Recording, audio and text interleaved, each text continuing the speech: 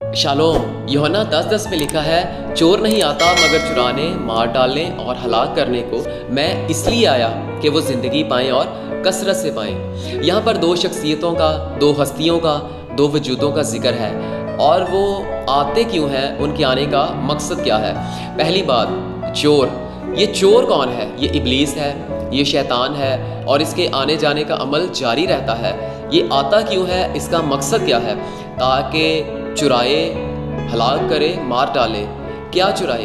हमसे हमारा एतमाद चुराए, हमसे हमारा यकीन चुराए, हमसे हमारी खुशी, तसल्ली, उम्मीद चुराए, हमसे खुदा की बातों पर ईमान रखने का जज्बा चुराए, हमारे अंदर शक पैदा करे, और जो इत्मीनान खुदा के बायस हमारी ज़िंदगी में है उसको चुरा कर हमारे अंदर बेयकीनी, नाउमीदी, बेएतकादी का माहौल पैदा करे, और यूँ मजमूई तौर पर, ज़हनी तौर पर मफलूज कर दे, खुदा से दूर कर दे। वो हवा के पास आया, शक पैदा किया ताकि खुदा ने उसके अंदर जो इत्मीनान पैदा किया है उसको चुराए।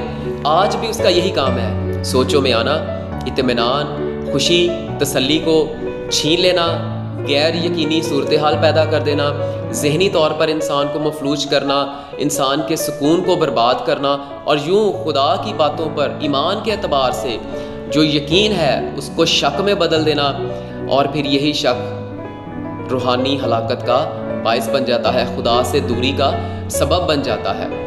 तो ये काम बड़े ज़ोरों से शैतान कर रहा है। बाज़ लोग तो इस कदर उसकी गिरफ्त और शिकंजे में है कि बड़ी आसानी से वो उनको इत्मीनान, खुशी, तसल्ली को छीन कर उनकी ज़िंदगी में नाउमीदी, बेएतकादी पैदा कर देता है। और बाज़ लोग तो इस कदर उसकी गिरफ्त में है कि गुनाह पर गुनाह करने में वो मसरूफ़ हैं। बुत परस्ती, जादूगरी, नशाबाजी, नाच रंग, ख़ास तौर पर हमारी नौजवान नस्ल, इंटरनेट का मनफी इस्तेमाल, जिनसी ख्वाहिशात, इनके बायस लोग इस कदर उसकी गिरफ्त में हैं और खुदा से बहुत दूर हो गए हैं।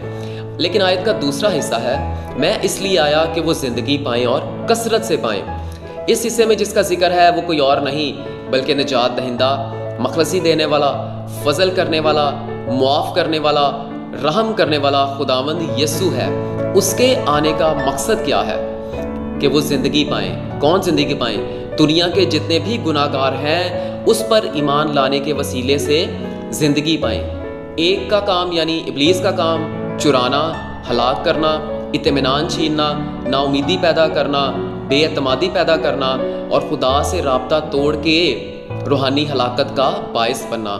दूसरे का काम यानी यस्सु का काम क्या है? इत्मीनान, खुशी, तसल्ली, हौसला, उम्मीद बख्शना, ज़िंदगी बख्शना, और ऐसी ज़िंदगी बख्शना जो और बहुत सी ज़िंदगियों को खुदावंद के पास लाने का बायस बने, यानी कसरत की ज़िंदगी बख्शना। अब हमको फैसला भी करना है, पहचानना भी है कि किसका चुनाव करें। उसका जो हलाक करता है, इत्मीनान छीनता है, तसल्ली छीनता है, बेएतमादी ज़िंदगी में पैदा करता है और हलाकत का बायस बनता है, या उस हस्ती का जो इत्मीनान, खुशी, तसल्ली देता है, गुनाह मुआफ़ करता है, ज़िंदगी देता है और कसरत की ज़िंदगी देता है, यानी खुदावंद यीशु मसीह। इस क्रिसमस के मौका पर अगर आप नाउमीद हैं, बेचैन हैं, गुनाह के बायस खुदा से दूर हैं, तो उस यस्सु पर ईमान लाकर अपने गुनाहों की मुआफ़ी पाएं और कसरत की ज़िंदगी पालें। आमीन।